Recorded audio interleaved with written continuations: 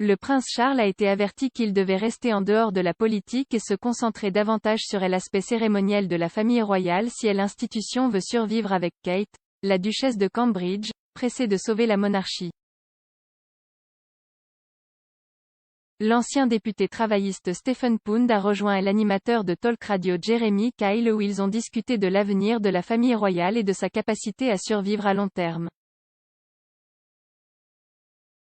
Monsieur Pound a reconnu l'importance de la famille royale, mais souhaitait que l'institution évolue avec le temps, exigeant que les constitutions, les tribunaux et les autres secteurs publics soient révisés pour ne pas prêter allégeance à la reine ou à tout autre futur monarque. Le député a ajouté que le prince Charles n'avait pas rempli sa part de l'accord où le public finance son mode de vie et en échange, il reste en dehors des débats politiques alors que l'émission considérait la popularité de Kate Middleton comme étant ce qui pourrait sauver la famille royale. S'exprimant sur Talk Radio, l'hôte Monsieur Kyle a demandé s'il serait dans l'intérêt de la famille royale de laisser le prince William, beaucoup plus populaire, prendre le relais en tant que roi à la mort de la reine.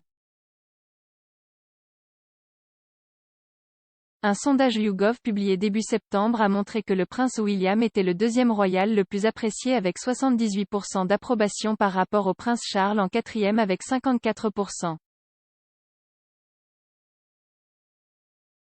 Kate, d'autre part, était classée troisième avec une approbation de 75%, ce qui en fait de loin l'épouse la mieux classée sur la liste. Camilla, la duchesse de Cornouailles, a été classée cinquième avec une approbation de 43%.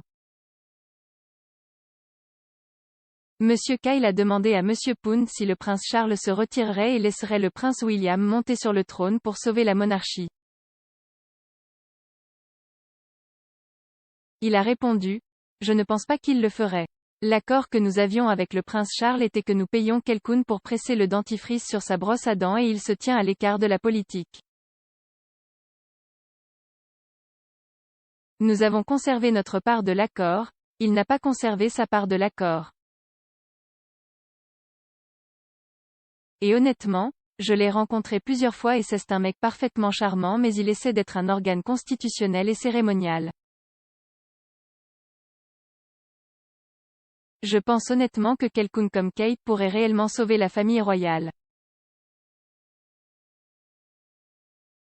L'ancien député travailliste a soutenu Kate et a déclaré que c'était sanglant merveilleux que ses grands-parents étaient des mineurs car il a laissé entendre que ses antécédents permettaient à la famille royale d'être plus ancrée.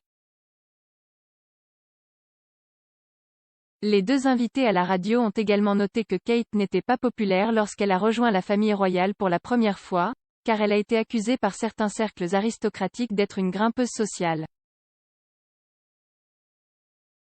Il a également été noté que Kate était méprisée en raison de son origine plus bourgeoise, mais qu'elle est désormais l'une des figures clés de la famille royale. Monsieur Pound a poursuivi et a déclaré qu'il souhaitait que le public ait la confiance pour se tourner vers la famille royale et le gouvernement et dire qu'ils ne veulent pas être soumis à la famille royale.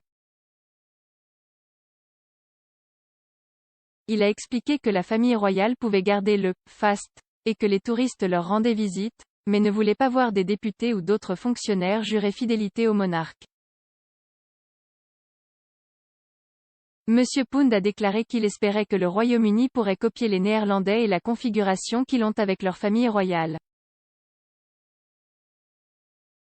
Le professeur Jenny Hawking, historienne et membre du Comité national du mouvement de la République australienne, a déclaré que Charles ne cache pas qu'il est plus politique que sa mère. Elle a déclaré à express.co.uk, « Beaucoup de gens ont été dérangés par la manière dont Charles, bien plus ouvertement que la reine, s'est engagé dans des affaires politiques. Je veux dire, il ne cache pas cela à bien des égards. Il s'implique dans des questions politiques sur l'architecture, sur l'environnement, sur la défense de la chasse au renard et ainsi de suite. »